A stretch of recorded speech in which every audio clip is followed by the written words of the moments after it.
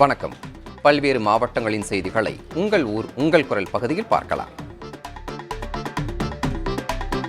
தருமபுரி கள்ளக்குறிச்சி மாவட்ட எல்லையில் உள்ள கல்வராயன் மலையில் கள்ளச்சாராயம் விற்பனை நடைபெறுவதாக புகார் எழுந்த நிலையில் மாவட்ட காவல் கண்காணிப்பாளர் எஸ் மகேஸ்வரன் நேரில் ஆய்வு செய்தார்.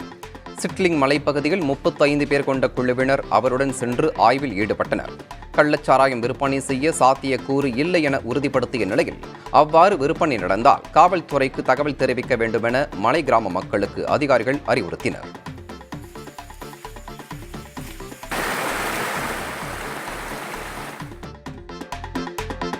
விருதுநகரில் மயான வசதி மற்றும் அடிப்படை வசதிகள் செய்து தர கோரி 2 கிராமங்களைச் சேர்ந்த மக்கள் தங்களது அடையாள அட்டைகளை திரும்ப ஒப்படைக்கும் போராட்டத்தில் ஈடுபட்டனர். உரிய நடவடிக்கை எடுக்காவிட்டால் பல்வேறு கட்ட போராட்டங்களை நடத்த உள்ளதாக அவர்கள் தெரிவித்துள்ளனர். சித்தாலாம்புத்தூர், சின்ன அத்திக்குளம் ஆகிய கிராமங்களுக்கு சொந்தமான நிலம் தேசிய நெடுஞ்சாலை பணிக்காக கையகப்படுத்தப்பட்டது. இதனால் மயான வசதியின்றி கிராம மக்கள் பாதிக்கப்பட்டனர். இது தொடர்பாக பலமுறை மனு அளித்தும் நடவடிக்கை எடுக்கவில்லை என குற்றம் சாட்டியுள்ளனர். சேலம் மாவட்டம் ஓமலூர் அருகே சட்டவிரோதமாக மதுபானங்களை விற்ற இளைஞரை காவல்துறையினர் கைது செய்தனர். ஏற்காடு பேளாக்காடு பகுதியில் வீட்டில் சட்டவிரோதமாக மது விற்பனை செய்வதாக மதுவிலக்கு காவல்துறையினருக்கு தகவல் கிடைத்தது. இதையடுத்து காவல்துறையினர் விசாரணை மேற்கொண்டதில் கோவிந்தன் என்பவர் வீட்டில் சட்டவிரோதமாக மதுபானங்களை விற்பனை செய்வதுடன் பார் போன்று வீட்டிலேயே மது அருந்த அனுமதித்ததும் தெரியவந்தது. இதையடுத்து கோவிந்தனை கைது செய்த காவல்துறையினர் அவரது வீட்டில் பதுக்கி வைத்திருந்த 75 மது பாட்டில்களை பறிமுதல் செய்தனர்.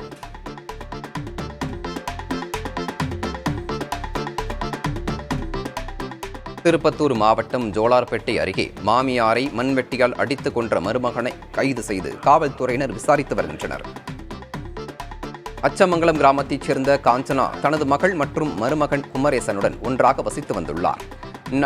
நள்ளிரவு மதுபோதையில் இருந்த குமரேசன் தனது மனைவியுடன் சண்டை போட்டதாக கூறப்படுகிறது.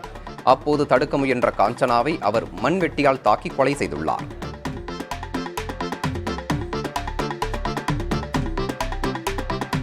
புதுக்கோட்டை மீன் மார்க்கெட் பகுதியில் உள்ள 2 கோழி இறைச்சி கடைகளில் குளிர்சாதன பெட்டியில் சேமித்து வைத்திருந்த 50 கிலோ இறைச்சியை மாநகராட்சி சுகாதாரத்துறையினர் பறிமுதல் செய்து அளித்தனர். இருவேறு கடைகளில் கோழி இறைச்சி சேமித்து வைக்கப்பட்டிருந்த அறையின் பூட்டை உடைத்து ஆய்வு செய்ததில் குளிர்சாதன பெட்டியில் விற்பனைக்காக 50 கிலோ கோழி இறைச்சி வைக்கப்பட்டிருந்தது தெரியவந்தது. இதையடுத்து 2 கடைகளுக்கும் மொத்தம் 15,000 ரூபாய் அபராதம் விதித்த மாநகராட்சி அலுவலர்கள் இனி இதுபோன்று செயல்படக்கூடாது என எச்சரிக்கை விடுத்தனர்.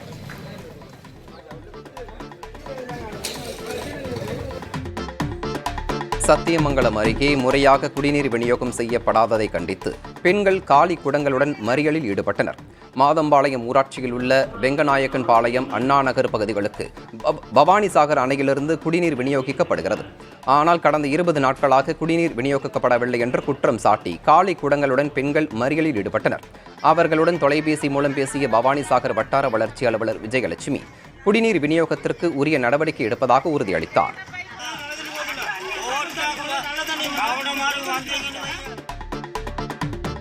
கவுந்தப்பாடி ஊராட்சியை பேரூராட்சியாக மாற்றக்கூடாது என வலியுறுத்தி தேசிய ஊரக வேலை உறுதி திட்ட தொழிலாளர்கள் ஈரோடு மாவட்ட ஆட்சியர் அலுவலகத்தில் மனு அளித்தனர்.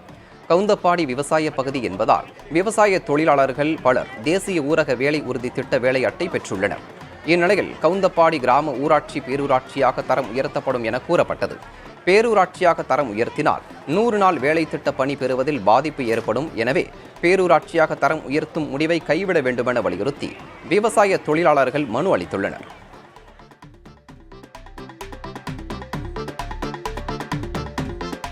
நீலகிரி மாவட்டம் குன்னூர் கெந்தளா கிராமத்தில் கிணறு வெட்ட பயன்படுத்தியது போக மீதமிருந்த வெடிப்பொருட்களை வெடிகுண்டு நிபுணர்கள் செயலளிக்கச் செய்தனர். நீலகிரி மாவட்டத்தில் வெடிப்பொருட்கள் பயன்படுத்த தடை உள்ளது. இந்நிலையில் கெந்தளா பகுதியில் சுரேஷ்குமார் என்பவர் கிணறு தோண்டும் பணி மேற்கொண்டுள்ளார். அப்போது பாறைகளை உடைக்க வெடிப்பொருட்களை பயன்படுத்தி உள்ளார். இதுகுறித்த புகாரின் பேரில் கொளக்கம்பை காவல்துறையினர் விசாரணை மேற்கொண்டு தோட்டத்து உரிமையாளர் சுரேஷ்குமாரை கைது செய்தனர். 50 அடி ஆழத்திற்கு அனுமதியின்றி கிணறு தோண்டிய நிலையில் பாறைகள் உடைக்க பயன்படுத்தியது போக மீதமுள்ள வெடிப்பொருட்களை செயல் இழக்க வைக்க கோவையிலிருந்து வெடிகுண்டு நிபுணர்கள் வரவழைக்கப்பட்டு வெடிப்பொருட்களை செயலிழக்கச் செய்தனர்.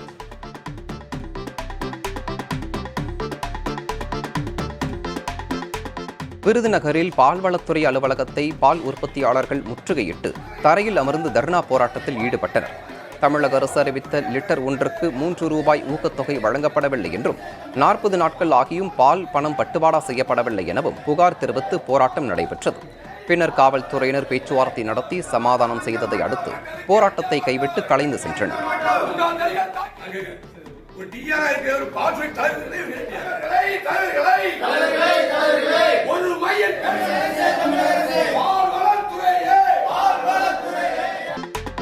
சேலம் மாவட்டம் ஓமலூர் அருகே மூதாட்டியை அடித்து கொலை செய்து நகை மற்றும் பணத்தை கொள்ளையடித்த நபர்களை தீவட்டிப்பட்டி காவல்துறையினர் தேடி வருகின்றனர்.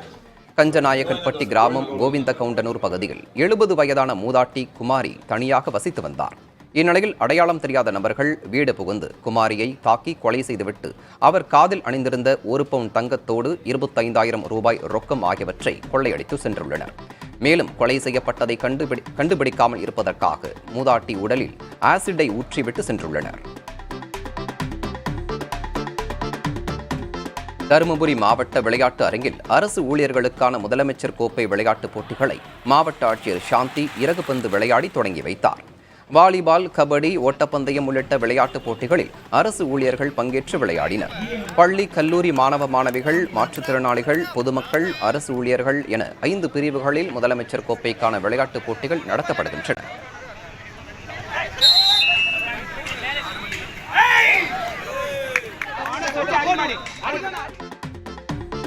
வீட்டுமனை பட்டாக்களை கிராம கணக்கில் பதிவேற்றம் செய்ய வலியுறுத்தி தூத்துக்குடி மாவட்டம் கோவில்பட்டி தாலுகா அலுவலகத்தில் இந்திய கம்யூனிஸ்ட் கட்சியினர் தர்ணா போராட்டம் நடத்தி கோரிக்கை மனு அளித்தனர். மந்தித்தோப்பு பகுதியில் உள்ள கணேஷ் நகர், இந்திரா நகர், ராஜகோபால் நகர் உள்ளிட்ட பகுதிகளில் குடியிருப்போருக்கு 2009 மற்றும் 2021 ஆண்டுகளில் வீட்டுமனை பட்டா வழங்கப்பட்டுள்ளது. ஆனால் இவை கிராம கணக்கில் இதுவரை பதிவேற்றம் செய்யப்படவில்லை என்று கூறப்படுகிறது. அப்பகுதிகளில் வீடு கட்டி மின் இணைப்பு, குடிநீர் இணைப்பு பெற்றுள்ள சிலருக்கு வீட்டுமனை பட்டாக்கள் வழங்கப்படவில்லை என்றும் கூறப்படுகிறது.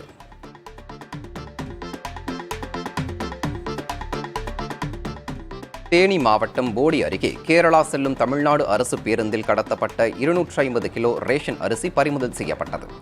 போடிமெட்டு வழியாக கேரள மாநிலம் நெடுங்கண்டம் செல்லும் தமிழ்நாடு அரசு பேருந்தில் அடையாளம் தெரியாத நபர்கள் மூலம் ரேஷன் அரிசியை கடத்த முயற்சி மேற்கொள்ளப்பட்டது தெரியவந்துள்ளது.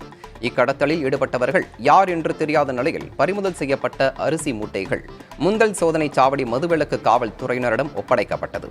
பேருந்து ஓட்டுநர், நடத்துனர் அனுமதியின்றி 250 கிலோ ரேஷன் அரிசி மூட்டைகள் எவ்வாறு பேருந்தில் ஏற்றப்பட்டது என்பது குறித்து காவல்துறை விசாரித்து வருகிறது.